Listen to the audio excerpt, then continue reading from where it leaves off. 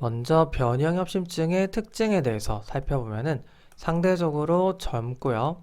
환자분들이 그리고 관상, 동맥, 질환의 위험 인자가 거의 없는 사람한테서도 나타날 수가 있습니다. 거기다가 운동과는 거의 무관해요. 관련성이 적고 그래서 휴식 시에 발생하는 게 또 특징입니다. 우리가 굳이 운동을 해서 어떤 심근의 요구량이 증가해서 그거를 못 맞춰서 흉통이 발생하는 게 아니라 휴식 시에서도 얼마든지 발생할 수 있다라고 하는 게 이 변형협심증의 특징이죠. 자, 거기다가 우리 활동량이랑 반드시 관계가 없는 거 아시겠죠? 따라서 한밤중 그리고 새벽에서도 얼마든지 흉통이 발생할 수 있다라고 하는 것도 이 변형협심증의 특징입니다. 거기다가 전날에 술을 마신 경우 이때 또 흉통이 더 나타날 수가 있다라고 알려져 있죠. 자, 그럼 왜 이런 일이 발생하는가 살펴볼 텐데요. 일단은 우리 심외막 관상동맥이라고 하는 게 있어요. 우리 이제 심근을 먹여 살리는 이렇게 이제 그 심외막 쪽에서 이제 주행하는 우리 관상동맥이 있죠. 특히나 이 가까운 쪽 뿌리 쪽에 이제 관상동맥이 국소적으로 좁아지는 겁니다. 연축이 되니까 결국에는 이것도 역시나 심근 허혈이 발생하기 때문에 심근허혈성 통증으로 나타나게 되는 거죠.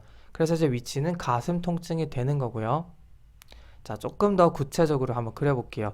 이게 이제 우리 두꺼운 심장 근육층이라고 해볼 거고요. 요걸 이제 단면으로 동그랗게 이렇게 혈관이 지나간다라고 해볼게요. 요게 이제 관상동맥인 겁니다. 그런데 이게 굉장히 갑자기 크게 수축을 하는 거죠. 굉장히 좁아집니다. 그러면 당연히 산소가 잘 도달을 못하겠죠. 이 심근을 먹여 살려야 되는데 이쪽으로 공급되는 산소가 부족해지니까 허혈에 빠지게 되는 겁니다. 자, 그러니까 갑자기 이렇게 혈관이 심하게 수축을 하는 그런 유발인자들이 있겠죠. 바로 이 술을 복용하게 되면요.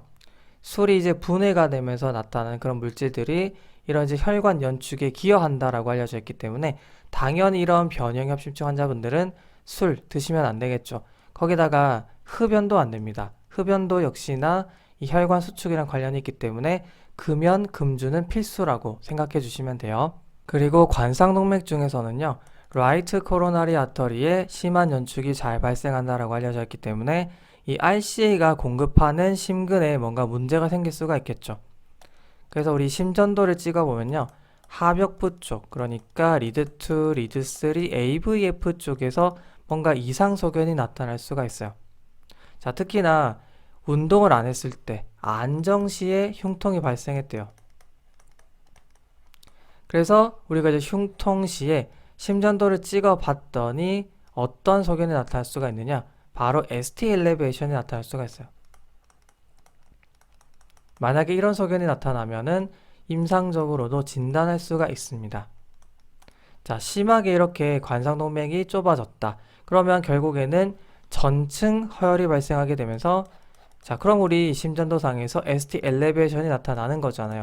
그래서 이렇게 안정시에 흉통이 나타났을 때 일시적으로 ST 엘리베이션이 발견이 된다. 그러면 이거는 뭔가 이제 변형협심증의 가능성이 높겠다라고 생각할 수가 있는 거고 특히나 우리 RCA 쪽에 잘 발생하기 때문에 얘랑 관련성이 있는 하벽부 쪽 리드2, 리드3, AVF의 ST 엘리베이션을 주목하라 라고 정리할 수가 있겠죠. 반대로 생각하면 이렇게 심한 국소적인 연축을 풀어주면 흉통에서 벗어날 수가 있겠죠. 회복이 될 수 있다라고 하는 건데 그래서 우리가 이 혈관을 확장시켜 줄 수 있는 설화, 우리 혀 밑으로 녹여 먹는 니트로글리세린 있죠. 그거를 투여하게 되면요. 증상이 쉽게 호전이 되고요. 거기다가 이런 심전도에서 일시적으로 나타나는 ST 엘리베이션도 정상화될 수가 있다라고 하는 거 알 수 있겠죠. 그러니까 이 NTG는 진단적으로나 치료적으로나 활용할 수 있다라고 하는 거 생각할 수 있을 겁니다. 그리고 이제 물론 기본적으로 가역적인 변화긴 하지만 이런 이제 허혈성 발작이 지속이 된다. 그럼 이제 심근 손상에 의해서 결국에는 CKMB 같은 우리 심근 요소가 상승할 수가 있긴 해요.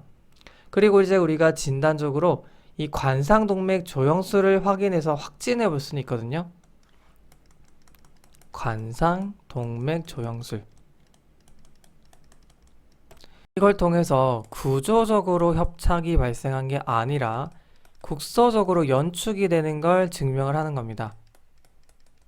자, 그래서 우리가 이 국소적 연축을 유발할 수 있는 것들을 써볼 수가 있는데요. 이걸 여러분들이 또 알고 계셔야 돼요. 에르고노빈, 그리고 아세티콜린. 또 이제 여러 가지 혈관 수축제 활용해 볼 수도 있고, 과호흡을 유발했을 때도 이렇게 연축을 유발할 수가 있거든요. 그래서 진단 시 이런 것들을 활용해 볼 수 있다 라고 하는 것도 알고 계셔야 돼요. 이런 것들이 이제 시험 문제에 나올 수가 있겠죠. 자, 그리고 우리가 진단적으로 만약에 운동 부하 검사를 해본다. 도움이 될까요? 제가 아까 말씀드렸잖아요. 운동이랑은 딱히 관련성이 없기 때문에 굳이 운동 부하 검사를 하는 게 도움이 될까? 진단적 가치는 떨어진다 라고 정리할 수가 있겠죠. 운동 부하 검사는 상대적으로 진단 가치가 떨어진다. 이해할 수 있겠죠.